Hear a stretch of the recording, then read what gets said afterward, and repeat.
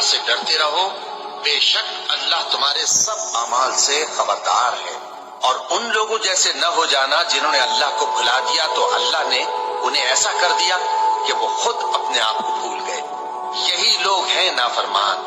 اہل دوزخ اور اہل بہشت برابر نہیں، اہل بہشت ہی کامیابی حاصل کرنے والے ہیں۔ اگر ہم یہ قرآن کسی پہاڑ پر نازل کرتے تو تم اس کو دیکھتے کہ اللہ کے خوف سے دبا اور پھٹا جاتا ہے۔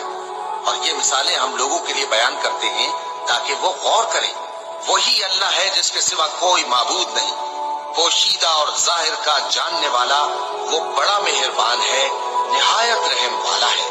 وہی اللہ کے سوا کوئی عبادت کے بادشاہ کی ہر عیب سے پاک، سلامتی دینے والا، امن دینے والا، نگہبان، غالب، زبردست، بڑائی والا۔ اور ہم